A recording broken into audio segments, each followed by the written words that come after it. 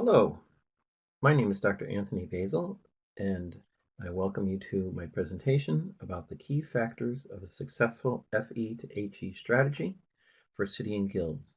My contact information is here on the first slide, and over in the chat box on the right-hand side, you'll see links to the supplementary files and resources that you can download at any time for this presentation.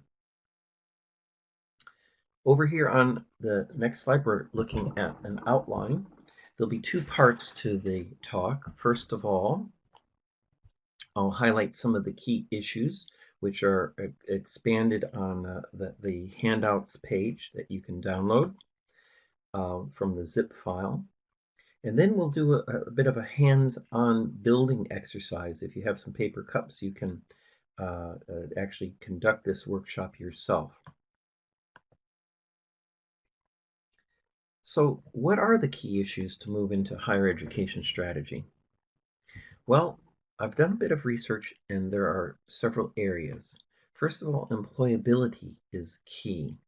The higher education framework is really pushing employability now as a result of higher education. And this needs to be linked to the students' expectations. They're expecting now to be able to get into better paying jobs, better careers as a result of going through higher education. But it's not just the FE students that you want to be focusing on. There's also the lifelong learners, people that are already in employment, that are looking to move into management roles and shifting into different positions in their career. And this relates to the widening participation and equality and diversity issues.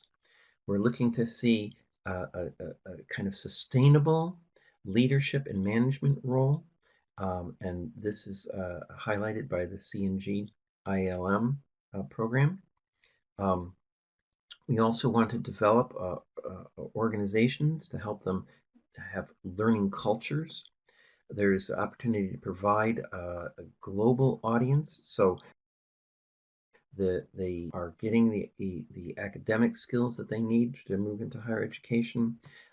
There's issues about costing and funding that they're concerned about, and accessibility, how they're going to be able to approach getting the information that's needed in the courses, either face-to-face or through blended learning. The next areas that the research highlights as key concerns are about technology and research. So we want to make sure that we are looking at how we have different opportunities for technology-enhanced learning, that innovation is put in place, that the EdTech is effective, and the way to do that is by maintaining and sustaining research and development work. So it's important that throughout the strategy, research and evaluation is built into the model. And we'll be talking a little bit more about that later. So now comes the hands-on part of the workshop. If you have some paper cups, you'll need 10 of them and a long straw or a couple straws that you can put together. We'll walk through this. There are a number of resources in the chat box where you can see the videos of the final product and the pages that we have going through the handouts in order to be able to help you construct this model. There are four main levels. The bottom, blue, will be the stakeholders. Green, 3, the strategy.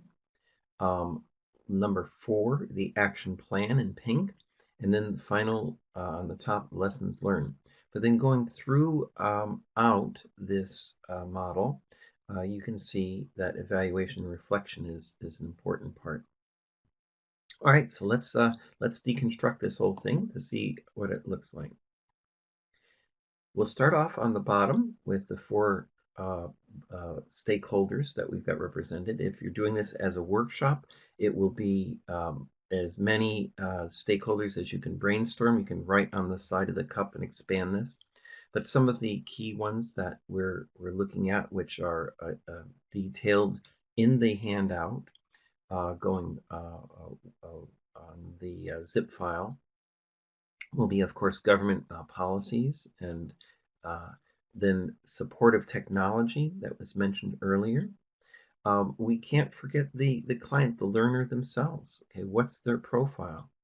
And then, of course, a number of different professional social networks that we'll be linking in with, different companies that could be corporate sponsors, and different agencies that we'll be able to network with. So a good exercise, a good way of being able to get everyone's input on this is to do a rich picture. And this is by Peter Checklin, where you can draw out all the different stakeholders and then their relationships. This is referred to as a rich picture or a mind map. And then also you can do a power interest matrix where once we've got these different stakeholders identified, we can see who are the key players, who have the most interest and the most power, and be able to map that out in order to prioritize. Here we go and see that our strategy is going to be linked to the mission statement, the vision statement, and the values of the organization. And then from here, we'll be able to identify the key issues and concerns, and make sure that we understand that the strategy is not just short term, but also a medium to long term, 3 to 5 years. We want the strategy to be able to address the future as well. And now we've got the action plan, the next level up. Here we've got a handout which identifies a Gantt chart, which is a way of mapping out your milestones, your different deliverables through the project, and that will identify the specific tasks on one column, and then on the other side you'd be able to see the various time periods, and then identify who in the project will be actually conducting this. Along with this, a useful tool is a traffic light mechanism where you can identify any risks that are involved in the project and to plan for backup strategies, or try to have prevention put in place to avoid any obstacles. And then finally, at the top of the model, we have our lessons learned. Okay, these will be the deliverables and outcomes of the project. As we write it up and analyze our findings, we can come up with conclusions and recommendations.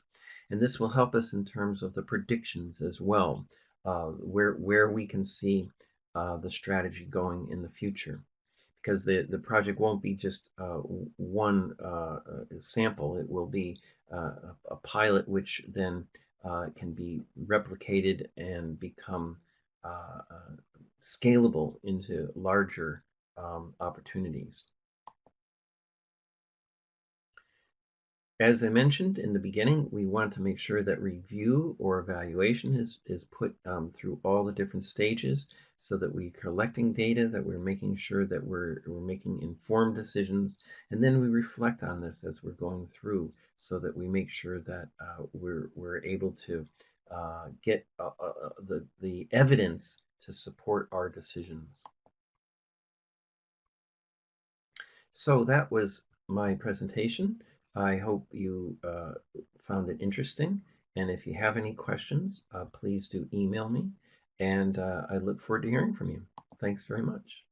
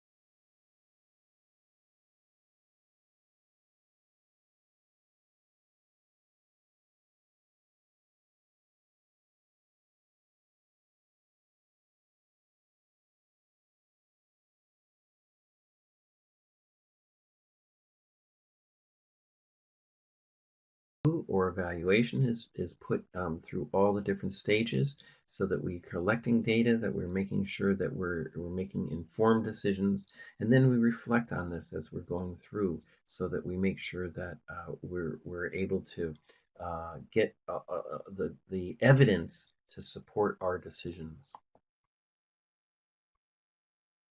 So that was my presentation. I hope you found it interesting. And if you have any questions, please do email me. And I look forward to hearing from you. Thanks very much.